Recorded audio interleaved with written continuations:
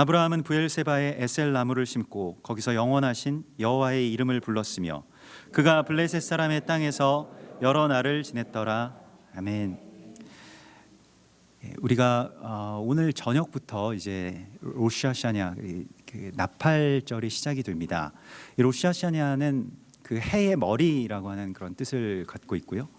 그 정월, 그러니까 유대인들에게 있어서는 정월 신년이 되겠습니다. 그래서 뭐 꼭 유대인들에게만 그러한 것이 아니고 사실 로시아샤냐라고 하는 것은 여호와의 절기, 여호와의 시간이기 때문에 우리에게도 어떤 해의 머리가 되는 그 1월 1일 아주 직전에 지금 우리가 있는 것이죠. 그래서 뭐 오늘 이 예배가 그 로시아샤냐를 맞이하는 뭐 한국 교회의 전통으로 치면 아마 송구 영신 예배 정도 될 겁니다. 그래서 지난 한 해에 있었던 일들을 주님 앞에 다 내려놓고 회개하고 또 새로운 한 해를 맞이하는 그러한 날이 되겠고요. 그래서 그 유대인들 서로에게 이렇게 인사를 하는데요. 그 샤나토브 이렇게 인사를 합니다. 그래서 뭐 레샤나토브 이렇게 하면 이제 새해 복 많이 받으십시오. 좋은 새해, 복된 새해가 되십시오라고 하는 그런 인사죠. 우리도 새해 복 많이 받으십시오 이렇게 이야기를 하잖아요. 아주 좋은 새해가 되십시오. 샤나토브라고 하는 그런 인사를 하는데 우리 옆에 계신 분들한테 한번 인사할까요? 샤나토브 이렇게 인사 한번 해봅시다. 샤나토브. 예. 뭔가 이렇게 우리 1월 1일이 아니기 때문에 좀 실감이 되지는 않습니다만은 유대인들은 이렇게 신년 인사를 하면서 새해를 정말로 이 하나님의 해로 그렇게 맞이하게 되고요. 또 그러면서 또 다른 인사말이 당신의 이름이 생명책에 기록되기를 원합니다라고 하는 그런 축복을 합니다. 왜냐하면 이 나팔절에서부터 대속죄일까지 욤키프르까지 열흘 기간이 이제 열리게 되고 생명의 책이 펼쳐지는 순간이라고 생각을 하기 때문이고요. 그래서 그 생명의 책에 당신의 이름이 기록되기를 원합니다라고 하는 그 축복을 통해서 또 하나님도 나에게 축복해 주실 것을 또 기대하고 또 서로를 그렇게 축복하는 그러한 시간입니다. 생명의 책이 펴져 있어서 거기에 이름이 기록되어야만 우리가 그 생명책에 뭐 이름 기록되고 그곳에 그 하나님의 나라의 백성으로 살 수 있다라고 하는 그 두렵고 떨리는 마음을 우리가 회복해야 될 필요가 있습니다. 그냥 우리 그냥 구원 받았으니까 끝이다. 그래서 뭐 심판의 자리에 설 것에 대해서 뭐 언젠가는 뭐 서겠지, 아니면 죽기 전에 서겠지 이런 생각을 하곤 합니다만은 매해 이 로시아샤냐가 되면 하나님의 생명책에 내 이름이 기록될 것인가 아닐 것인가가 결정되는 어떤 일들이 내 안에서 시작돼야 된다라고 하는 것을 하나님이 우리에게 말씀하시고 있습니다. 그래서 생명책에 내 이름이 기록되기 위해서 아주 정말로 애를 써야 하는, 또 집중해야 되는 그러한 열흘의 시간을 이제 경외의 날들이라고 해서 그 유대인들이 아밈 노라임이라고 해서 그 날들을 이제 지키는데요. 그래서 우리가 지난번에도 나누었던 것과 같이 매일 아침 그 슬리호시라고 하는 그런 그 회개의 기도를 하나님 앞에 드린 이후에 그 자비하시고 또 그 은혜로우시고 인자와 진실이 많으신 하나님이로다라고 하는 그 출애굽기의 그 출애굽기 21장의 말씀을 그대로 쭉 선포하면서 이제 시작을 하죠. 그래서 하나님의 은혜를 구하고요. 또 하나님 앞에서 우리는 죽을 죄인입니다라고 하는 것을 이제 자복하는 것으로 하루를 시작을 합니다. 주님 앞에 나는 죽을 죄인이지만 주님은 은혜를 천대까지 베푸시는 하나님이십니다라고 하는 것을 선포하면서 이제 회개하는 것이거든요. 그 회개를 한 이후에 이제 돌아다니면서 축복하고 당신의 이름이 생명책에 기록되기를 원합니다라고 하는 그러한 날로 이렇게 지킨다는 것이죠. 그런데 유대인들의 이 나팔절의 본문이 창세기 21장과 22장 이 두 장의 본문을 하게 되어 있습니다. 그래서 첫째 날에는 이제 21장, 오늘 저녁부터 이제 내일 오후까지죠. 21장의 말씀을 그렇게 묵상하고 나누게 되고요. 또 그 다음 날에는 이제 22장의 말씀을 나누게 되는데, 오늘 우리가 읽은 본문의 말씀대로 이 나팔절의 이야기가 하나님께서 사라를 돌보셨다라고 하는 이 이야기로 시작이 됩니다. 이 말씀으로 시작이 되는데, 이 돌보신다라고 하는 말이 히브리 말로는 파카드라고 해서 찾아오신다라고 하는 그런 뜻입니다. 찾아오시고 돌보시고, 또 다른 뜻으로는 수효를 헤아린다. 그래서 민수기에서 파카드라고 하는 말씀이 굉장히 많이 나오죠.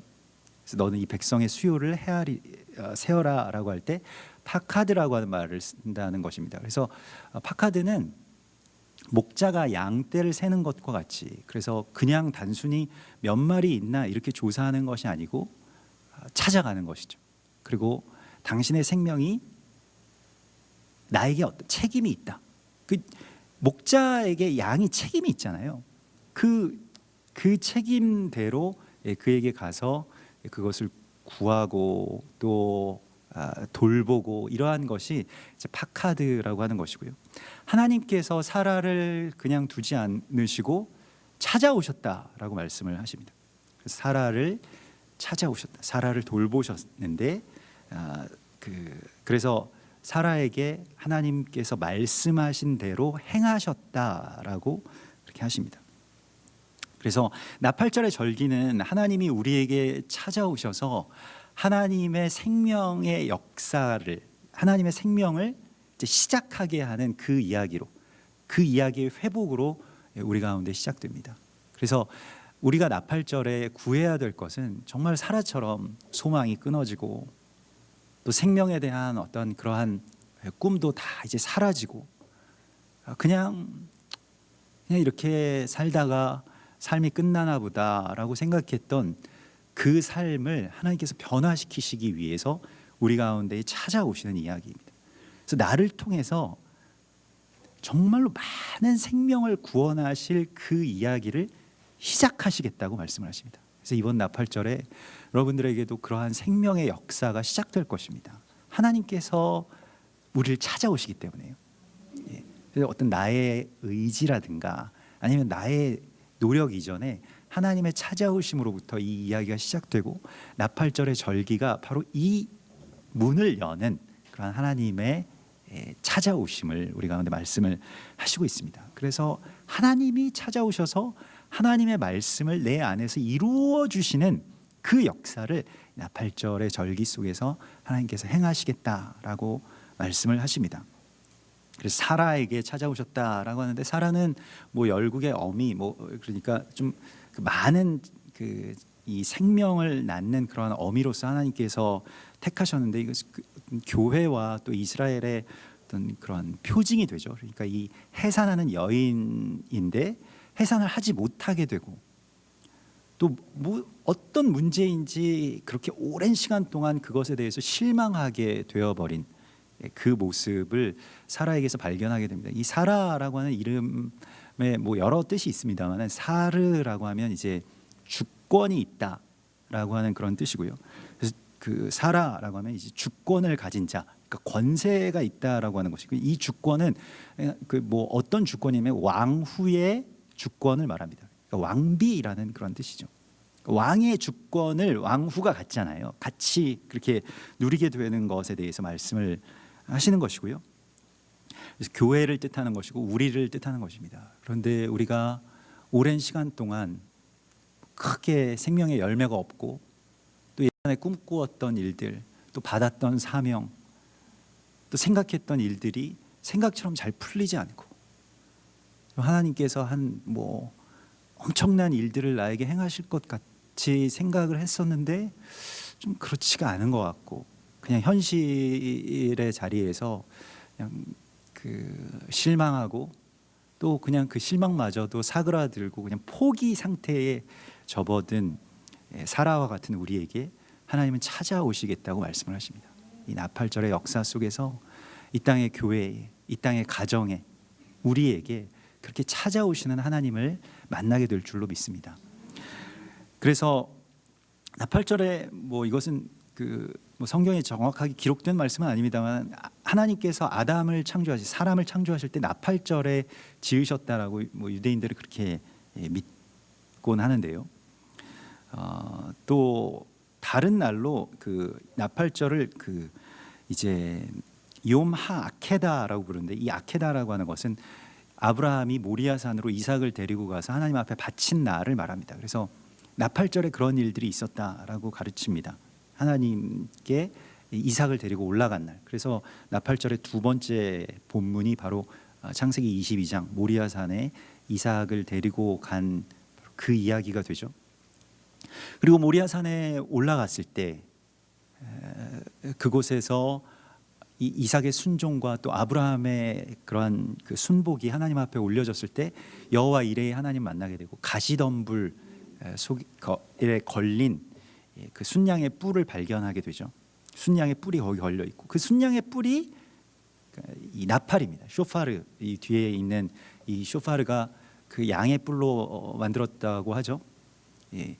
그래서 그런 순양의 뿔이 그곳에 걸려 있는 그 날을 이제 이제 그 하아케다라고 부르고요.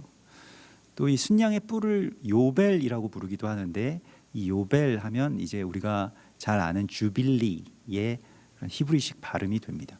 그래서 순양의 뿔이 희년과 깊은 관계가 있습니다. 그래서 희년의 나팔을 불어라 뭐 이렇게 말씀을 하시기도 하잖아요. 그래서 하나님의 그 포로들을 그 오랜 시간 동안에 결박되어 있었던 포로들을 풀어주고 또 하나님의 시간으로 이 땅이 회복되고 또 사람에게 허락하신 하나님의 생명의 역사가 시작되는 바로 그 시간으로 이제 욤하케다. 그래서 이 날을 지킵니다. 보통 일반적으로 나팔절을 부르는 명칭이 굉장히 많이 있고요. 보통 일반적으로는 그냥 욤테루아라고 부르기도 합니다. 로시아시아냐, 뭐 욤테루아. 욤테루아는 그 나팔 말 그대로 나팔의 날이라는 뜻이고요. 테루아라고 하는 것이 나팔을 부는 그런 행위를 의미하기 때문에요. 그래서 보통은 일반적으로 욤테루아라고 하는데 여러 별명이 있는 날입니다. 그러니까 그 정말로 이 한 날에 아주 많은 의미가 담겨져 있기 때문에 그런데요.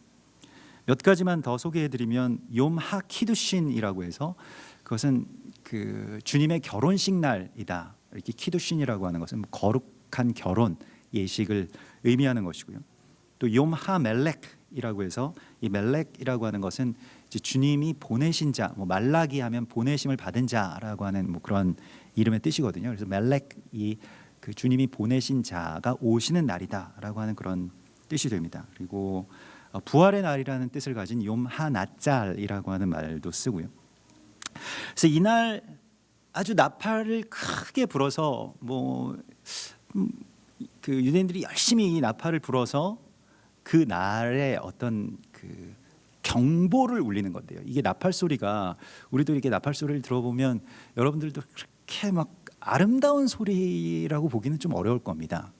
막 찢어지는 소리, 막 울리는 소리 이런 것이 뭐 아주 무슨 뭐 그런 관악기, 뭐 아주 예쁜 그런 뭐 플룻이나 뭐 클라리넷 같은 그런 예쁜 소리가 나는 게 아니라 막 무슨 사이렌 소리 같은 것이 나잖아요.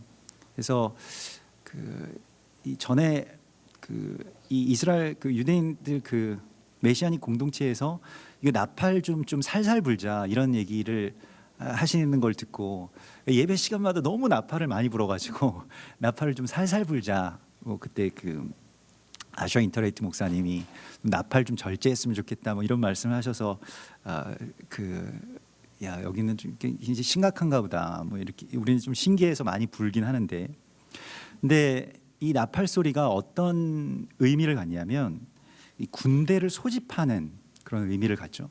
그래서 여호와의 군대가 일어서고 소집하게 되는 것이고요. 또 죽은 자들이 생명 가운데로 나오는 어떤 부르심이고요. 또 말 그대로 전장의 경보음과 같은 겁니다. 그래서 주의해라. 무언가 여기서는 우리가 사이렌이 울리면 이제 죽을 수도 있다라고 하는 생각을 갖게 되는 것이잖아요. 실제 경보가 울리게 되면요. 그 소리를 듣게 되면 죽을 수도 있기 때문에 그 다음부터는 굉장히 긴박하게 무언가를 해야 되겠죠. 그냥 사이렌이 울리는데 아무것도 하지 않는다라고 한다면 그 말 그대로 그런 어떤 경보에 대한 불감증이 되겠습니다. 근데 이 로샤샤냐에 울리는 이 나팔 소리를 주님의 시간이 시작되는 경보음으로 들을 수 있어야 되고요. 그래서 두렵고 떨리는 마음의 회복이 결국 우리를 살리게 되는 그러한 그 이유가 됩니다. 그래서 주님께서 이 심판의 날, 그 심판의 날이 이제 대속죄일까지 이 열흘이 남았는데 이 열흘의 시간이 열렸기 때문에 이제 이때는 하나님의 시간으로서 우리가 이전에 살던 삶의 방식이나 이전에 생각했던 또 이전에 뭐 그 습관이나 이런 것들을 다 버리고 무언가 어떤 새로운 시간 가운데로 들어가야 되는 것이죠. 그러니까 사라가 노년에 아이를 잉태를 합니다. 노년에 아이를 잉태하면 여러분들도 뭐 이 노산을 경험해 보신 분들은 알겠지만은 굉장히 여러 가지 걱정이 많죠. 내가 정말로 아이를 잘 낳을 수 있을까? 또 그러한 중간에 행여나 이 생명이 뭔가 좀 손상을 입을까봐 굉장히 주의하고 조심하지 않습니까? 생명이 지금 우리 가운데 시작되는 그 시간 속에서 우리가 해야 될 일은 정말 자기 자신을 겸비하는 것이고요. 또 어두운 것, 좋지 않은 것, 나쁜 생각으로부터 우리가 멀어지기 위해서 거기서 피하는 것이죠. 그래서 아이를 가졌을 때 여러분 먹는 것도 조심하시고요. 뭐 아이 키 크라고 막 뭐 아주 좋은 것들도 많이 드시고 뭐 꽈배기 같은 거 막 꼬불꼬불하고 이런 것들은 잘 안 드시고 뭐 커피도 잘 안 먹고요. 뭐 그렇게 하시잖아요. 아이 피부 하얘지라고. 우리 어머니는 커피를 그렇게 많이 드시지도 않았는데도 불구하고 근데 아무튼 뭐 아이를 가졌을 때 내가 꿈꾸면서 또 그 생명에 대한 기대로 말미암아서 무언가 자기 자신을 삼가고 또 무언가 애쓰는 그러한 시간이 지금 우리 앞에 열린 것입니다. 그럼 우리가 해산하는 신부로서 정말로 내 안에서 새롭게 시작될 생명의 역사가 오늘 우리에게서부터 시작되는 그러한 날인데 우리가 이전에 살던 그러한 모습 그대로 그렇게 살 수는 없는 것이죠. 완전히 다른 날이 열리기 때문에. 그래서 이 하나님께서 우리에게 찾아오시고 하나님의 말씀이 내 안에서 성취되는 바로 그 이야기가 올 한 해 우리 안에서 완전하게 열리게 될 것이라고 하나님이 약속하십니다. 정말로 교회 안에 또 나라에 그러한 역사가 이루어지기를 우리가 구해야 되겠는데요. 그래서 결국 이 아이가 태어나게 되고 그리고 아들이 태어났을 때 굉장히 어떻게 보면 정말 큰 기쁨도 있었을 거고 뭐 여러 가지 감정이 있었을 텐데 아브라함이 그에게 태어난 아들 곧 사라가 자기에게 낳은 아들을 이름하여 이삭이라고 하였죠. 그래서 기쁨, 웃음이라고 하는 뜻이고요. 하나님이 주시는 기쁨이 이 가운데 충만했는데 태어나자마자 뭘 합니까? 아들 이삭이 태어난 지 8일 만에 하나님이 명령하신 대로 할례를 행했다라고 말하고 있습니다. 할례라고 하는 것에 대해서 우리가 뭐 여러 번 토라에서도 지난주에 토라 포션의 말씀 본문 말씀 속에서도 신명기 30장 6절에 마음의 할례를 너희에게 베푸시겠다. 그래서 마음의 할례를 베푸셔서 어떻게 하시냐면 신명기 30장 6절에 너로 마음을 다하며 뜻을 다하여 내 하나님 여호와를 사랑하게 하사 너로 생명을 얻게 하실 것이다 라고 말씀을 하시거든요. 마음의 할례라고 하는 것이 무엇이냐? 마음을 다해서 하나님 사랑하게 되는 것이 마음의 할례라고 말씀을 하십니다. 전에는 하나님 사랑하긴 하는데 다 하진 않은 거예요. 무언가 다른 데에 좀 남아있고 다른 곳에도 좀 쏠려 있었던 내 마음이 이제 다 베어지고 하나님께로만 향하게 되는 것, 그것을 마음의 할례라고 말씀을 하십니다. 삶의 어떤 중심축이 옮겨지는 것을 의미합니다. 그래서 마음을 다하고 또 내 뜻, 뭐 나의 어떤 의지, 내가 하고 싶은 것, 나의 욕망 이런 것들이 다 그 뜻, 이 네페쉬라고 하는 이 호흡과 관계되는 것인데 내가 살아 있는 어떤 이유가 되는 원동력이 되는 것이죠. 어떤 분들은 뭐 나는 돈 벌기 위해서 산다. 어떤 분들은 뭐 나는 운동하기 위해서 산다. 뭐 먹기 위해서 산다. 뭐 이렇게 자기가 살아가는 삶의 이유가 전적으로 하나님 사랑하는 것으로 이렇게 옮겨지게 되는 것이 마음의 할례입니다. 이 할례를 받으라고 말씀을 하시는데, 사실 할례라고 하는 것이 얼마나 어려운 일입니까? 내 마음을 베어낸다라고 하는 것이요. 그 아들의 포피를 베어낸다라고 하는 것도 얼마나 어려운 일입니까? 사실 연약하고 조금만 조금이라도 상처날까 두려운 것이 이 아이인데, 아기, 그 태어난, 그것도 노년에 얻은 아기, 그 아기의 포피를 베어낸다, 그 피를 내고 포피를 베어낸다, 이런 것은 사실은 굉장한 순종이 있어야만 그 일들이 가능하죠. 우리에게 있어서 뭐 우리가 우리 아이들을 또 그렇게 생각하기도 합니다만은, 뭐 그런 아이들 이전에 나의 마음을 우리가 한번 생각해 보십시오. 마음의 할례라고 하니까 내 마음을 베어낸다라고 하는 것입니다. 사실 우리가 굉장히 쉬운 말이죠. 마음 베어내면 되지 않느냐, 뭐 마음 먹기에 달린 것이 아니냐. 근데 사실 우리 곰곰이 생각해 보면 내 마음에 마치 정말 어린 아기처럼 아주 작은, 우리가 요즘에 하는 말이 있잖아요. 뭐 마음에 스크래치가 난다라고. 마음에 작은 스크래치라도 하나가 나면 막 끔찍하게 여기고, 나는 뭐 상처받았고, 뭐 너 때문에, 뭐 그 사람 때문에 뭐 못 살겠고, 이렇게 되어버리는 것이죠. 그런데 마음 베어낸다? 완전히 피 철철 흘리면서 내 마음의 일부를, 그것도 가장 어떻게 보면 건드리기 싫은 부분을 베어낸다라고 하는 것이요. 그게 할례입니다. 마음의 할례예요. 육신의 할례가 문제가 아니고, 로마서에서는 그래서 마음의 할례가 할례다. 그래서 할례는 마음에 할지니 영에 있고 율법 조문에 있지 않은 것이라고 말씀을 하시죠. 마음의 할례라고 하는 것, 내 마음에 무엇을 베어내야 되겠는데, 그 베어내야 된다는 것은 정말로 내가 만약에 마음에서 이걸 제거한다라고 한다면 가장 마지막으로 생각했던 바로 그것부터 제거하면서 시작하는 것입니다.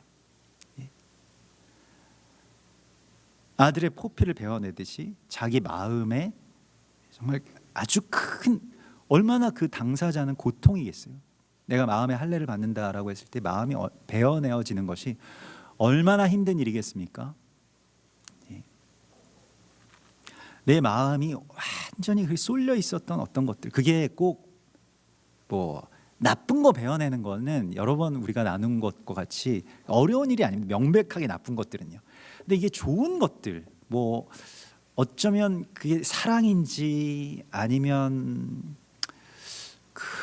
뭔가 집착인지 좀 이렇게 분별이 잘 되지 않는 어떤 그런 부분들이, 하나님보다 더 사랑했던 것들, 뭐 꼭 내가 그렇게 생각하는, 하나님은 항상 최상위에 우리가 두고 일단은 그 다음 것들을 생각한다고는 하지만, 어쨌든 삶의 이야기 가운데서 베어내야 될 그런 부분들에 대해서 하나님 말씀을 하시고 있습니다. 자녀를 굉장히 사랑하는, 예전에 그런 어떤 한 집사님 뵌 적이 있는데, 뭐 전에 다니던 교회 이야기입니다만은, 그 딸이 이제 뭐 중학교, 이렇게 고등학교 이렇게 자라는 것을 저도 이렇게 옆에서 보면서 참 좋으시겠다고, 딸 저렇게 예쁘게 잘 자라고 있네요라고 해서, 나중에 시집 간다 그러면 얼마나 섭섭하시겠어요. 제가 또 꼭 그렇게 그 말을 안 해도 되는데, 그냥 이렇게 덕담으로 정말 저렇게 예쁜 딸 시집 보내려면 참 어떠시겠어요. 그랬더니 정말 표정이 싹 바뀌시면서, 저는 안 보냅니다, 딱 얘기하시더라고요. 평생 같이 살 거예요, 저 딸이랑. 나중에 그 딸이 나중에 제가 청년 사역을 했기 때문에 청년부에 와서 이제 얘기를 하는데, 뭐 그 얘기가 생각이 났습니다. 엄마랑 아빠가 정말로 딸을 좀 그게 사랑을 넘어선 거 아닌가, 얘를 안 보내는 것이 사랑인가, 이런 생각을, 농담이 아닌 것 같았거든요, 그때 그 표정이. 그래서 물어봤어요. 어떠냐, 집에 뭐 이렇게 부모님 잘 계시고 뭐, 그러면서 나중에 이제 얘기를 듣게 되는데, 자기가 남자친구만 사귀면은 아빠가 남자친구 찾아간다는 거예요. 그래서 못 만나게 더 이상. 그래서 그 고민이라고 좀 목사님이 좀 얘기 좀 해달라고 그러는데, 야, 내가 어떻게 뭐 얘기를 하겠냐 막 그러면서 그냥 좀 같이 기도하자 뭐 이렇게 이야기를 했는데요. 여기 굉장히 심각한 그런 사랑이 또 그렇게 될 수도 있구나 이런 생각을, 정말로 사랑한다라고 한다면 사실 놓아줄 수도 있어야 되는데 또 보낼 수도 있어야 되는데 마음의 할례라고 하는 것이 참 그 어려운 부분입니다. 뭐 결혼도 마찬가지고 또 자기가 의롭다고 생각이 되는 것, 자기가 정말로 사랑한다라고 생각되는 것에 대해서 내가 사실은 딱 그렇게 할례를 하고 나면 자유함을 얻게 되는데 좀 그때까지 어려움이 많이 있겠죠. 그래서 생명이 시작되는 그 지점 가운데서 하나님께서 우리 가운데 요구하시는 것, 지금 이 열흘의 기간 가운데 특별히 이 8일 동안 우리가 해야 될 일에 대해서 하나님 마음의 할례라고 말씀을 하십니다. 그래서 우리가 이 나팔절 그 당일 그렇게 해서 이제 이 9일 동안은 사람들을 찾아다니면서 사람들에게 용서를 구하고 또 용서를 받는 그러한 날로도 지키지 않습니까? 그래서 내가 혹시 누군가에게 죄를 지었다면 가서 용서를 받고 또 용서를 구하고, 또 사실 그 마음이 사실 우리가 날 용서해 주십시오라고 할 수 있는 그 마음이 굉장히 귀한 마음이죠. 그렇게 되기까지가 참 어렵죠. 내 마음이, 우리가 자존심 하나로 사는데 내 자존심을 굽혀야 되고 또 그걸 내려놓고 찾아가서 내가 잘못했다라고 하는 걸 인정해야 되고요. 참 어려운 이야기가 됩니다.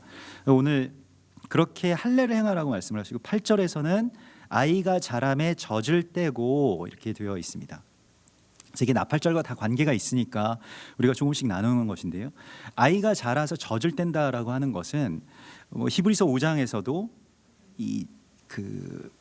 너희가 젖을 먹는 자마다 어린 아이니 의의 말씀을 경험하지 못한 자요, 단단한 음식은 장성한 자의 것이라고 말씀을 하십니다.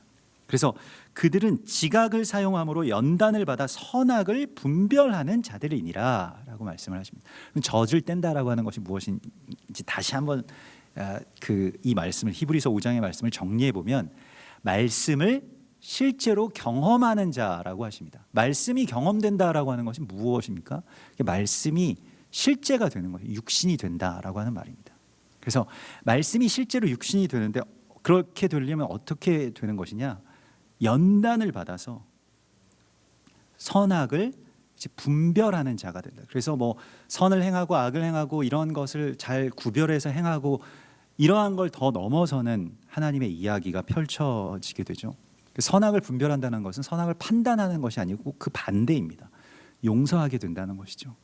예수님처럼 자기를 미워하는 자와 핍박하는 자를 위해서 자기 목숨을 내어줄 수 있는 그런 사람이 된다는 것, 그러니까 예수님처럼 된다는 것, 말씀이 육신 되셔서 이 땅 가운데 오신 예수님의 삶이 내 안에서도 이제 일어나게 되는 그 순간이 바로 젖을 떼는 것과 관계가 됩니다. 사실 우리가 젖먹이일 때는 이렇게 크게 걱정할 게 없습니다. 그냥 울면 알아서 엄마가 젖을 주죠. 그래서 나는 그냥 배가 고프다, 나는 부족하다라고 하면 젖을 줍니다. 얼마나 좋습니까? 얼마나 귀한 일입니까? 근데 젖을 뗄 때 어마어마한 어떤 상실감이 있겠죠. 그때 우리가 여러분들이 받았던 어떤 그 공허함과 상처와 상실감은 아마 이루 말로 못하실 겁니다. 여러분들도 다 젖을 떼시는 날이 있었을 텐데 기억은 잘 나지 않으시겠지만 마음 어디 한켠에 다 새겨져 있으실 겁니다. 사실 아이의 그 젖을 떼는 날들을 한번 여러분 생각해 보십시오. 얼마나 괴로워합니까? 하루 종일 울잖아요. 근데 하루 종일 울어도 그래서 도저히 안 되겠다, 이렇게 울다가는 정말로 얘 어떻게 되겠다라고 해서 이제 젖을 주게 되면 더 이상 자라지 못하게 되는 것이 더 안 좋은 결과가 있는 것이죠. 그래서 젖을 매정하게 이제 떼게 되는데 그 젖떼는 날이 잔칫날이기도 하지만 사실은 젖떼는 날이 우리에게는 참 힘든 날이기도 하고요. 신앙의 이 이야기 가운데서도 하나님 믿고 또 하나님께 나오고 뭐 공동체의 이야기도 마찬가지고요. 처음에 젖먹이의 단계에서는 참 좋죠. 다 그냥 공급받기만 하면 되니까요. 그런데 이제는 내가 그걸 해야 되는 상황. 그러니까 그냥 용서받기만 하면 되고 은혜 받기만 하면 되고 그냥 교회에 나오기만 하면 되고 이런 상황이 아니라 정말로 내가 용서해야 될 상황. 사실 용서해야 될 상황이 많다라고 하는 것은 참 어렵다는 얘기입니다. 근데 그런 상황이 되고 그리고 내가 생명을 나누어 주어야 되는, 내 생명을 바쳐서 그 사람의 생명을 살려야 되는 바로 그러한 지점 가운데 들어가게 되면 참 이제 어렵게 되는 것이죠. 점점 어려워지죠. 교회도 예전에는 그냥 나와서 말씀 듣고 찬양만 부르고 그러면 참 은혜가 되고 참 좋았는데 그 교회의 몸을 이룬다라고 하는 것의 어떤 실제가 우리 가운데 뭐 영적인 부담이 있을 수도 있고 영적 싸움이 있을 수도 있고 여러 가지 어떤 뭐 이 어려움들이 있을 수도 있죠. 이제 그런 상황 가운데서 내가 젖을 때는 중에 있구나라고 하는 것을 좀 깊이 생각해야 됩니다. 계속 젖먹이로만 살 수는 없는 것이거든요. 언제나 계속 공급만 받으면서 살아갈 수는 없는 것이거든요. 내가 이제 그 생명을 실제로 살아가고 연단을 받고 또 말씀의 실제가 되어서 살아가는 그 단계로 하나님께서는 우리를 나오라고 말씀하십니다. 새 날이 되었다. 이제는 너희가 젖을 뗄 때가 됐다라고 말씀을 하십니다. 그래서 전에 젖먹이의 일을 버리고 또 젖먹이의 습성을 버리고 주 앞에 나오는 것이죠. 이게 막 베네짓이라고 하죠. 그래서 젖 먹을 때 막 이렇게 입을 쪽쪽거리고 이렇게 막 뭐 그러한 그 베네짓을 저도 한참 오랫동안 한 고등학교 이상까지 했었던 것 같은데 베네짓을요. 그래서 혼자 그냥 멍하게 있으면 어느새 지금 입을 쩍쩍거리고 있는 거예요. 그래서 근데 어머니가 보시면은 그 젖 먹일 때 그걸 아직도 그렇게 하고 있냐고 저한테 막 핀잔을 주시고 뭐 특별히 저랑 뭐 크게 경쟁자인 뭐 동생도 없었는데도 불구하고 제가 막내라서 그런데도 불구하고 제가 언뜻 나의 상실감이 굉장히 컸었나 보다 이런 생각을 하게 되었는데 사실은 이제 앞으로는 너는 젖 못 먹어 이렇게 하면 정말 매정하게 여러분 느껴질 수도 있을 것입니다. 하나님께서 우리에게 젖먹이의 일을 버리고 주님의 동역자로 부르셔서 세우시고자 할 때 좀 어려운 그런 시간처럼 느껴질 수도 있을 것입니다. 한 분 한 분이 정말로 말씀 안에서 내가 온전하게 선다는 것이요, 또 생명의 통로로서 서 나간다라고 하는 것이 쉽지 않은 일입니다만은 그러나 주께서는 같이 그 날로 들어가자, 젖먹이의 일을 버리자라고 말씀을 하십니다. 근데 그러한 시간 속에서 그 큰 어떤 영적인 싸움이 있죠. 그래서 하갈의 아들이 야곱을 조롱합니다. 성경에서 이 조롱한다라고 하는 이 냉소에 대해서 굉장히 사실은 그 악하게 생각을 하는데 사실 뭐 오늘날에 이 많은 사람들이 서로에 대해서 비난하고 정죄하고 또 그걸 마치 놀이처럼 이렇게 막 그래서 비웃고 그러한 것들이 아주 일상이 되어 버렸잖아요. 그래서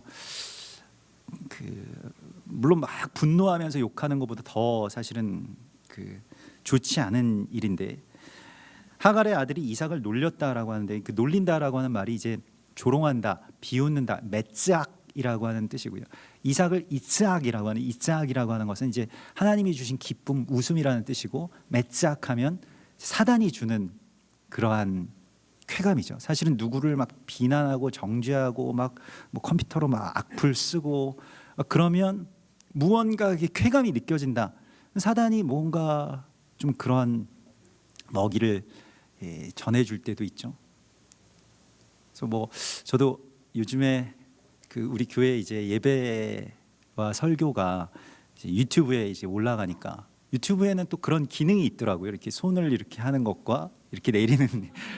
대부분은 뭐 저희는 조회수가 많지 않고 다 이제 아는 분들이 이렇게 말씀을 들으시기 때문에 뭐 몇몇 분들이 이제 이걸 눌러주시는 뭐 좋아요를 눌러주시는 분들이 있는데 어느 날은 저도 그걸 뭐 별로 신경 안 쓰고 이렇게 있다가 어느 날은 이 싫어요 이게 많은 거예요.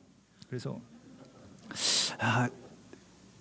또 순진해가지고 마음이 또 여려가지고 누가 이런 걸 누르셨을까? 그래서 내가 설교를 그렇게 못했나? 뭐가 지금 잘못됐나? 뭐 이런 생각들을 하는데 누가 이걸 눌렀을까? 되게 궁금해졌습니다. 이걸 보면서 나 굳이 이거 싫어요. 이거 찾기도 사실 어렵거든요. 뭐 어디 이렇게 들어가서 그 밑에 이렇게 봐야 되는 건데 굳이 이걸 열심히 누르신 분은 누굴까? 그런 생각을 하면서 처음에는 이제 신천지야 분명히 신천지 아니면은 그런 얘기를 이렇게 이런 짓을 할 게 아니지. 근데 뭐 또 그러다가 또 이렇게 좋아요 누르시려다가 이렇게 노안이 와서 실수로 옆에 누르셨겠지. 뭐 이렇게 생각을 하다가 나중에는 이제 기도하게 됐습니다. 혹시 이걸 보고 싫어요라고 표현하시는 분들은 사실 가능성이 있는 것이잖아요. 복음도 막 나는 막 싫다고 하시는 분들이 나중에 믿게 되지 않습니까? 그냥 뭐 다 감사하다라고 하면은 그냥 좀 그렇습니다. 그런데 그래서 사실은 이 비난과 비웃음과 조롱하는 말이 사실 사단이 우리 가운데 서로를 파괴하기 위한 그런 어떤 명령을 내릴 때 우리가 사단의 어떤 노예가 되어서 하는 일인데 그걸 자기가 굉장히 재밌다고 하고 막 깔깔거리고 웃고 그렇게 되는 것이죠. 예전에도 뭐 예전이 아니라 오늘날의 이 시대가 모든 것들을 특별히 무슨 어떤 권위를 조롱하고 또 그것을 희화화시키고 이런 걸 굉장히 조장하는 그런 시대에 살아가고 있죠. 그래서 뭐 나중에 무슨 아이들 얘기를 들어보니까 그 부모님을 조롱하고 부모님한테 굉장히 어떤 그 해서는 안 될 말이나 행동을 하는 것을 아이들이 놀이로 삼기도 하더라고요. 그래서 뭐 패드립이라고 하나요? 그래서 막 그 패륜 뭐 이런 것을 자기네들의 어떤 놀이 도구로 그래서 오늘 나 엄마한테 패드립했어 뭐 이렇게 하면은 엄마한테 정말 끔찍한 말을 하고 왔다 뭐 이런 걸로 이렇게 들리는데 막 아이들이 그거 가지고 또 너 대단하다 막 이렇게 칭찬해주고 이렇게 된다는 거예요. 그래서 이건 세상이 근데 실제로 제 친구 중에 하나가 아들한테 패드립을 당했다는 거예요. 그래서 저한테 이거 호소를 하는 거예요. 애가 나한테 그렇게 얘기를 했는데 당황해서 말을 못했다고. 학교 가는데 이거 어떻게 해야 되냐 이제 얘를 죽여야 되냐 살려야 되냐 뭐 저한테 그러다고요. 그래서 네가 지금 이제 늙어가지고 죽일 수나 있겠냐 맞지 않으면 다행이지 막 이렇게 이제는 뭐 힘도 점점 더 빠지고 더 이상 이제 통제도 안 될 텐데 그냥 너 하고 싶은 대로 하라고 내버려 두라고. 남의 아들 얘기니까 그냥 그렇게 얘기를 할 수 있었는데 제 아들이었으면 뭐 어떻게 될지 모르죠. 근데 대적들은 자꾸 이제 희롱하게 하고요, 또 비난하게 하고 정죄하게 하는 것들로 계속 그걸 우리를 자기 노예로 삼고자 한다. 근데 내가 그 노예된다는 것을 잘 모르죠. 그래서 거기에서 빠져나와서 또 그 희롱의 말들과 조롱하는 말들과 비방의 말들을 내 안에서 쫓아내라고 말씀하십니다. 그래서 하갈의 아들을 쫓아내는 것은 물론 아브라함의 가정의 이스마엘을 쫓아내는 것이 뭐 많은 의미가 있겠습니다만은 우리 안에서 하갈의 아들을 쫓아낸다라고 하는 것은 갈라디아서 5장에서도 갈라디아서 4장에서도 이것이 이 율법의 그 율법으로 누굴 판단하고 정죄하는 것이 사실 그 율법주의 그러한 것을 지금 이 종의 아들이라고 표현하거든요. 이 하갈의 아들이라고 표현하거든요. 그래서 누군가를 판단하고 정죄하고 조롱하고 놀리고 비방하는 그 모든 것들을 내 안에서 내보내라고 말씀을 하십니다. 내보내야 됩니다. 근데 참 어려운 거예요. 아브라함이 이 뒤에 나중에 모리아산으로 자기 아들 진짜 친 아들 사라의 아들인 그 이삭을 데리고 올라갈 때는 이스마엘을 내보내는 것만큼 힘들지 않았습니다. 오늘 이 11절의 그 말씀을 보면 아브라함 평생에 아브라함은 사실 굉장히 순종의 사람이고 믿음의 사람이기 때문에 굉장히 긍정적인 사람이거든요. 그래서 뭐 마음에 무슨 뭐 큰 근심을 한다, 이런 것들이 좀처럼 창세기의 아브라함 기사 속에서 보기 힘든데, 그 아들로 말미암아, 그 아들은 하갈의 아들을 말합니다. 이스마엘을 말합니다. 이 일이 매우 근심이 되었더니 이렇게 됩니다. 사실 아브라함에게 있어서의 모리아산 이전에 또 하나의 큰 시련은 하갈의 아들을 쫓아내는 것이었죠. 참 어려운 일입니다. 왜냐하면 자기가 오랫동안 살아왔던, 또 오랫동안 아들이라고 생각하면서 또 정을 주고 살아왔던 그러한 대상이니까요. 우리에게 있어서도 내가 정말로 애를 쓰고 또 마음을 담고 또 그렇게 살아왔던 그러한 마음의 어떤 일부를 떠나보내는 것과 관계가 있습니다. 그래서 마음의 할례와 하갈의 아들을 집에서 내보내는 것과 깊은 관계가 있습니다. 상실이 동반되죠.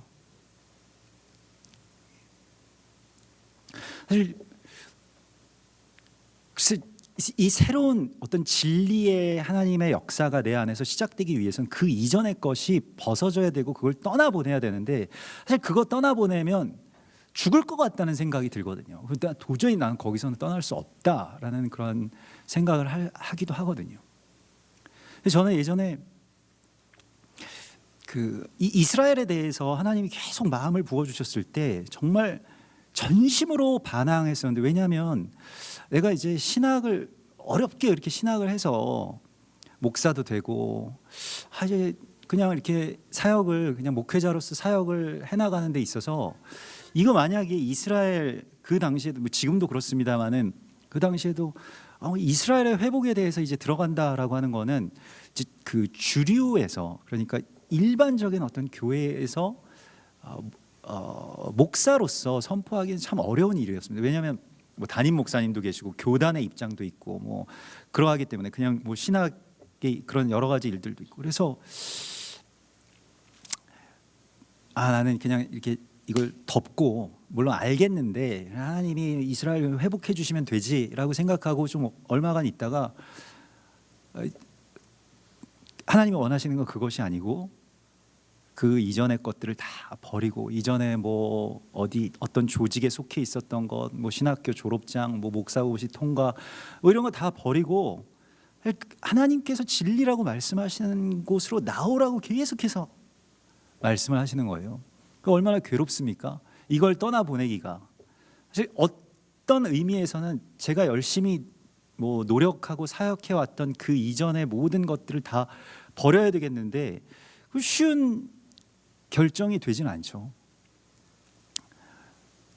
그래서 뭐 여러모로 기도하다가 또 하나님께서 너무 큰, 그거보다 더 좋은 하나님의 나라와 또 원유맨 이 한 세 사람의 기쁨들을 보여주셔서, 그러면 이걸 그냥 저는 떠나 보내겠습니다라고 해서 그렇게 떠나올 수 있었는데, 막상 이제 떠나오면 기쁨이 있고 자유함이 있지만은 그 지점 가운데서 참 어렵다는 것입니다. 떠나보면 아무것도 아닌데, 떠나보내면 아무것도 아닌데도 불구하고 그 시간 속에서의 어려움이 우리 가운데 늘 있다는 것이죠. 꼭 뭐 저와 같은 경우가 아니더라도 여러분들에게도 그러한 일들이 있으셨을 겁니다.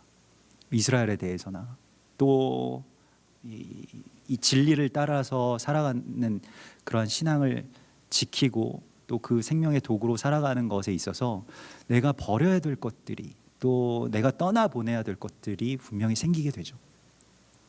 그래서 그런 그 근심 속에서 이제 이 아들을 떠나보내게 되는데, 얼마나 그 연민도 생기지 않습니까? 그냥 막 딱 결단하고 떠나보냈으면 이제 딱 끊어 이렇게 생각할 수 있습니다만, 연민도 있죠. 또 걱정도 되고요. 그래서 물 한 가죽 부대를 그렇게 지워서 이 아브라함이 보내는 그 아버지의 절절한 심정을 우리가 만나게 되고요. 그런데 사실 성경이 그 스테레오 타입이 아닌 것이, 그냥 그래서 하갈의 아들은 그냥 악해가지고 그냥 보냈대, 이래서 그냥 끝나면 참 간략하고 좋은데, 여기서 그 뒤에 이야기가 있습니다. 하나님이 하갈과 그의 아들을 살려주시는 이야기가 뒤에 이어지죠. 그래서 이게 참 이제 우리에게 또 중요한 이야기인데, 하나님이 떠나 보내라고 해서 보냈어요. 그러면 이제 그 다음의 이야기는 사실 제가 성경을 썼다면 그 다음 뭐 그 사람들이 어떻게 되고 안 되고 이런 거는 그냥 기록을 안 했을 것 같습니다. 그래야 이게 맥락이 쭉 이어지고 좀 혼란스럽지가 않으니까요. 그런데 광야에서 울부짖는 이 하갈, 이 어머니의 이 울부짖음을 하나님께서 들으시고 하갈의 눈에 샘을 보여주시죠. 그래서 광야에서 샘이 터져 나오게 해주시고요. 그리고 이 아이를 통해서 큰 민족을, 한 민족을 이루게 해주시겠다라고 하는 언약까지 주십니다. 굉장한 이야기가 펼쳐지죠. 그래서 우리가 생각할 때 아니 쫓아내라고 하셨는데 왜 또 그걸 또 굳이 돌봐주실까 이런 생각을 하게 됩니다. 근데 이러한 와중에서 이러한 과정 가운데서 이제 하갈이 광야에서 샘을 만나게 될 때 하나님의 이 샘이라고 하는 것은 은혜를 뜻하는 것이죠. 하나님께서 그에게 샘을 열어주셨을 때 아브라함에게 있어서는 어떤 일이 생겼을까요? 아브라함에게는 가뭄이 들었습니다. 그래서 아브라함이 원래 헤브론에 살았는데 헤브론에서 더 이상 살 수가 없게 되면 이 가나안 지역에서는 이 가뭄이 이 북쪽에서부터 쭉 내려오기 때문에 남쪽으로 이렇게 쭉 내려와서 가뭄이 시작이 되기 때문에 그 가뭄을 피해서 이제 내려가야 됩니다. 풀이 없고 양을 먹일 수가 없고 물이 없기 때문에 물을 찾아서 남쪽으로 내려가게 됩니다. 그래서 조금 내려가면 블레셋이 있고요. 블레셋보다 더 내려가면 이제 애굽이 나오는 겁니다. 그렇기 때문에 이제 위에서부터 쭉 내려가야 되는데 그렇게 아브라함의 가정은 블레셋으로 피신해서 들어가야만 하는 상황이 시작됩니다. 사실 어떻게 생각하면 하갈을 내보냈으면 그냥 하갈 뭐 어디서 뭐 죽었는지 살았는지 뭐 죽었다고 하면 너무 잔인하니까 그냥 뭐 어딘가 뭐 갔겠지 이렇게 생각하고 말았으면 좋겠는데 하갈에게는 하나님께서 은혜를 베풀어 주시고요. 사라와 이삭 그리고 아브라함의 가정에는 가뭄이 있습니다. 물이 없어졌어요. 그래서 이 일이 사실 우리가 그 한 세 사람의 이야기를 이해하는 데 있어서 굉장히 중요한 단서가 되죠. 이방인이 자꾸 우상을 혼합시키니까 쫓아내야 된다. 이거 맞는 생각이죠. 그래서 이스라엘에서 쫓아내고 성전에 못 들어오게 하고 같이 뭐 식사를 하거나 뭐 악수를 하거나 뭐 겸상을 하지 않고 그렇게 살아왔던 이 이스라엘에 사실은 생명의 역사, 은혜의 역사가 어디에서부터 시작이 됩니까? 이 영문 밖에, 이스라엘 밖에 열방, 이방에서부터 이 은혜의 역사가 시작이 되고 그 큰 어떤 무리들이 이제 생명을 가지고 또 이스라엘을 회복하는 데까지 나아가게 되는 바로 그 이야기. 그러면 그 이야기가 시작될 때 우리에게 은혜가 베풀어지는 그 순간에 이스라엘에는 물이 없는 그 은혜가 사라지는 아주 목이 마른 어떤 그런 상태가 펼쳐지게 되죠.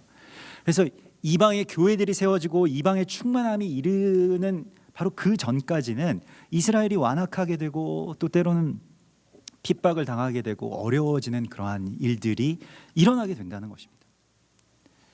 그래서 이게 단순히 좋은 건 그냥 좋은 거고 나쁜 건 나쁜 거다라고 하는 어떤 이분의 이야기가 아니라 그렇게 쫓겨났는데 쫓겨난 자가 은혜를 받고 또 남겨진 자가 오히려 고난을 당하고요.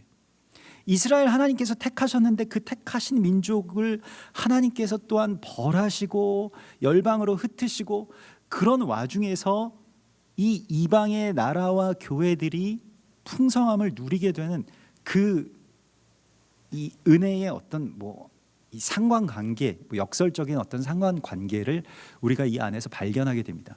그래서 결론적으로 어떤 일들이 있었느냐? 브엘세바라고 하는 곳에서 이 언약을 맺게 됩니다. 사실은 이방인과 이 아브라함이 언약을 맺는 그런 아주 귀한 장면이 되겠고요. 아브라함이 그 블레셋 땅에 와서 겨우겨우 우물을 하나 찾아가지고 이제 자기 그 식솔들을 먹이게 되었는데 마시게 되었는데 블레셋 사람들이 자기 땅이죠. 자기 땅에 와서 지금 물을 파는 어떤 이방인이 있으니까요. 가서 이제 그 군대 장관 비골이 가서 그것을 빼앗았다는 것입니다. 그런데 어떻게 생각하면 우리 땅에 이방인이 와서 그 당시에 이제 그 우물이라고 하는 것은 큰 재산이나 다름없는데, 우물이 있어야 뭐 양도 있는 거고 가족들도 있을 수 있지 않습니까? 그래서 우물이 꼭 있어야 되겠는데, 우물을 우리 땅에 와서 발견한 사람의 것이냐 아니면 우리 땅의 것이냐라고 생각했을 때, 당시 생각에서는 우물 주인은 땅 주인이다라고 생각하는 것이 굉장히 강했다는 것이죠. 그래서 그냥 자기들이 뺏는 게 당연하다라고 생각을 했는데, 아브라함과 블레셋 사람이 언약을 맺게 됩니다. 그래서 그 군대 장관 비골과 이 아비멜렉, 그 블레셋 왕인 아비멜렉과 이 아브라함이 이제 서로 그러면 우리가 언약을 맺자라고 해서 브엘세바라고 하는 그 언약을 맺는데요. 그냥 서로가 불가침 조약을 맺는 게 아니고, 그러한 언약의 이면에 아브라함이 영적으로 뭔가를 간파했는데, 하나님께서 보여주셨는데, 7 암양을 따로 떼어서 브엘세바라고 하는 이 언약의 증거로 하나님 앞에 또 드립니다. 그래서 아비멜렉이 29절에 보면 아브라함에게 이 암양을 따로 놓은 이건 뭡니까? 라고 물어보는 거예요. 아브라함과 지금 아비멜렉 당사자의 계약이 아니라 이 계약이 따로 이제 하나님께 드려지게 되는데, 이 일곱의 우물이라고 하는 이 브엘셰바의 언약을 맺게 되고요. 이 7이라고 하는 숫자는 항상 이방과 교회의 숫자입니다. 그래서 뭐 이방 교회를 뭐 7교회라고 부르기도 하고, 뭐 70이라고 하는 숫자로 이제 열방을 표현하기도 하죠. 그래서 이 7의 언약, 그러니까 이 한 세 사람의 언약이라고 하는 것이, 이 한 우물을 가지고 우리가 다투지 말고, 이 우물을 내가 빼앗으면 당신은 못 먹고, 저 이방인에게 빼앗기면 우리는 못 마시고 하는 것이 아니라, 이 한 우물은 메시아를 뜻하는 것이죠. 예수아를 뜻하는 것입니다. 이 한 우물에서 구원이, 생명이 나오는데, 그것을 그리스도 예수아 안에서 우리가 함께 누리게 되는 것, 그것이 브엘셰바의 언약이 되겠습니다. 이 브엘셰바의 언약을 맺게 되는 것이 나팔절의 열매입니다. 이삭이 태어나죠. 그래서 이삭이 자라고 우여곡절 끝에 그렇게 자라게 돼서 결과적으로 어떤 일이 있었느냐, 우리 안에서 일어나는 생명의 역사가 무엇이냐, 브엘셰바의 그 언약을 맺게 된다는 것입니다. 원유맨 언약이죠. 그래서 한 세 사람을 이루게 되는 그런 귀한 역사가 우리 안에서 일어날 것입니다. 그러나 그 이전에 우리가 해야 될 이 마음의 할례, 내 안에서 하갈의 아들을 쫓아내는 이 괴로운 일들이 또한 우리가 감당해야 될 몫으로 하나님께서 우리에게 말씀하시고 있습니다. 사실 용서를 받기 위해서 용서해야 된다라고 하는 것이 객관적으로는 좀 어렵지 않은 일처럼 느껴집니다. 객관적인 이야기가 됐을 때, 예전에 또 우리 교회 그때 뭐 초창기에 이스라엘 소식을 이렇게 좀 접하면서, 이스라엘 그 정통파 유대인들 가운데 양대 거두가 있었는데, 아주 이제 연세들이 많으셔가지고 오늘 내일 하시는 그런 분들이셨어요. 막 수염 정말 이렇게 길고 유명한 뭐 그런 이 랍비 중에 랍비들이었는데, 그분들이 이제 양대 거두라고 하는 것은 필연적으로 이제 서로가 라이벌이라고 하는 거죠. 그래서 이게 뭐 해 아래 뭐 이 머리가 있을 수 없다라고 해서 서로 맨날 이렇게 싸우고, 서로 주장하는 게 다르고 말하는 게 다르고 가르침이 조금씩 결이 달라서 나중에는 이제 그게 이 다툼이 되고 서로에게 증오가 되었다고 합니다. 이 사실은요, 그냥 감정적인 것보다 더 어려운 게 교리적인 것들로 이제 부딪히게 될 때이죠.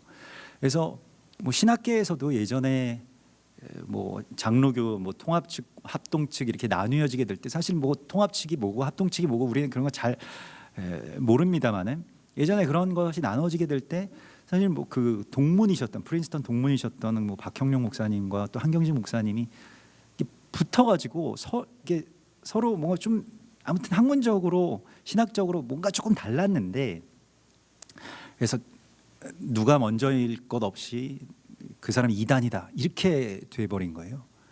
그렇게 공격이 되면 사실 그 신학자나 목회자에게 있어서 이단이라고 하는 말을 듣는 것은 사형 선고나 다름없기 때문에, 그리고 그렇게 일단 이야기하기 시작하면 그 다음부터는 뭐 이단이 아니라고 말하면 점점 이단처럼 되는 거예요.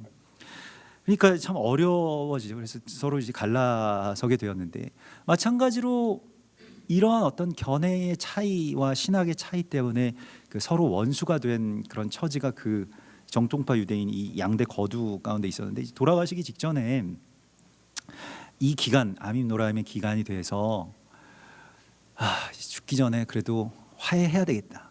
그래서 한 분이 정말 노구를 이끌고 찾아갔다는 거예요. 그 추종자들도 다 이제 그 반대파의 거두에게 이렇게 찾아갔는데, 용서를 하고 우리 화해합시다 이렇게 찾아갔는데, 그 반대파의 이 랍비가 그냥 그렇게 받아주어서 서로 화해했다 이렇게 하면 참 아름다운 이야기가 되겠는데, 돌려보냈다는 거예요. 안 만나주고 평생 동안 그렇게 나를 반대하더니 뭐 지금 와서 뭘 하겠다는 거냐고, 그래서 그냥 돌려보냈다는 거예요. 그래서 용서가 안 되고 끝났다는 겁니다. 그래서 참 그때 아쉬운 마음이 많이 있었는데, 그렇게 서로 좀 화해 좀 하시지. 근데 무슨 일인지 모르니까 우리는 화해하라고 하는 게 굉장히 쉽죠. 근데 자기 일이 되면 참 어렵겠구나라고 하는 것을 그때도 많이 느끼게 되었습니다. 사실 뭐 고 무렵에 제가 뭐 교회에 처음에 이렇게 세워지고, 우리 교회가 그 세워지는 고 무렵에, 그게 벌써 9년 전, 10년 전 그 이야기인데, 그때 이제 김정일이가 죽었다는 소식이 들려왔어요. 그래서 굉장히 이제 쾌제를 부르면서 너무 감사하다고 하나님께 이제는 통일을 허락해 달라. 김정일이 죽으면 이제 뭐 변변한 아들들도 없고 그냥 끝날 줄 알았거든요.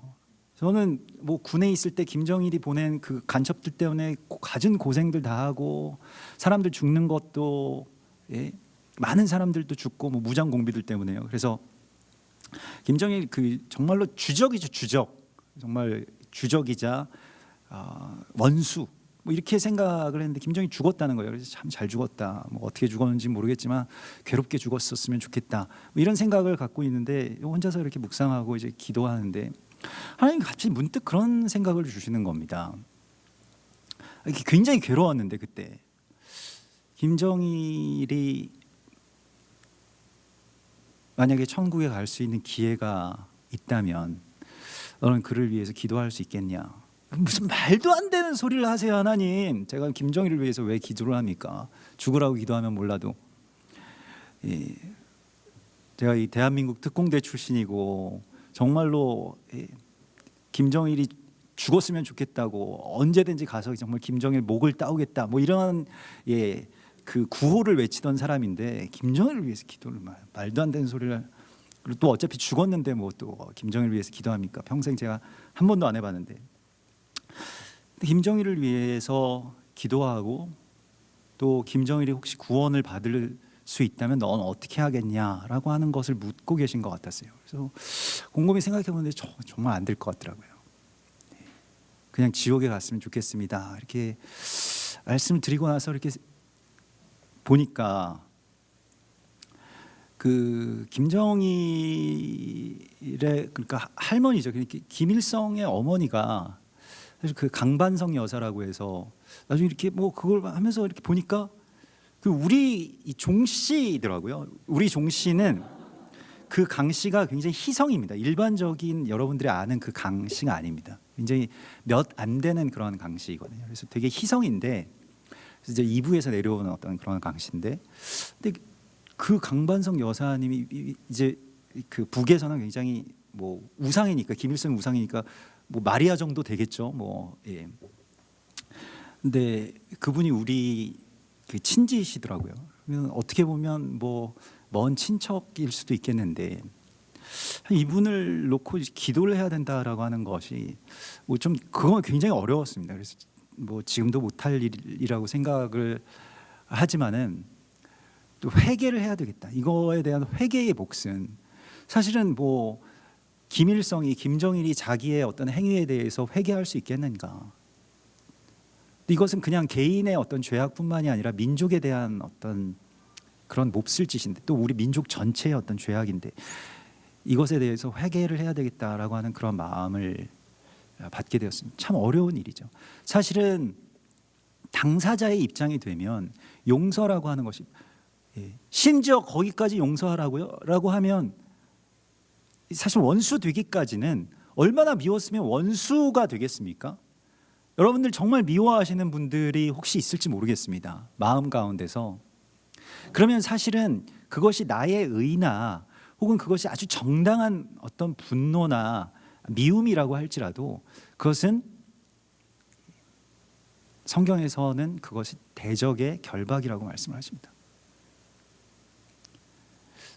미워하고 분노할 만한 일이 아니라는 거예요. 그 어떤 미움이라고 해도 정당한 미움이 없다라고 말씀하십니다. 이방인들 입장에서 유대인들 죽이고 싶다 이런 마음이 왜 들어왔을까요? 굉장히 정당하게 들어왔습니다. 심지어는 신앙적으로 들어왔습니다. 우리가 생각할 때 깜짝 놀랄 만한 그러한 말도 안 되는 그 증오가 그냥 자신들의 오름 가운데서 일어났습니다. 마찬가지로 유대인들에게도 그러한 것들이 일어났죠. 이걸 어떻게 넘어설 것이냐? 여러분들 지금 정말 미워하는 분들이 계신다면 뭐 그게 나의 개인적인 관계에서든 아니면 뭐 성향적이든 이념적이든 정말 미워하는 대상이 있다라고 한다면 그 원수에 대해서 다시 하나님께서 우리에게 그 원수를 바라보는 눈을 가지라고 말씀하십니다. 그게 정말 우리가 못할 일이죠. 이게 참 어려운 일입니다. 용서라고 하는 것, 남들이 하는 것 보면 쉬운 일처럼 느껴지지만 나에게 있어서 내 이야기가 되면 정말 불가능한 일이 되어버립니다. 이 용서의 기적 가운데로 하나님께서는 우리를 이끌고 싶어 하십니다. 대속죄일까지 열흘이 남아 있습니다. 내 마음에 할례가 있어야 되고요. 내 안에서 종의 아들이 떠나가야 되고요. 또 그러한 가운데서 하나님의 은혜가 또 어떻게 실현되고 또 어떻게 한 세 사람의 언약으로 성취되는지에 대해서는 하나님의 주권 아래에 있다고 우리가 겸손하게 물러설 줄 알아야 됩니다.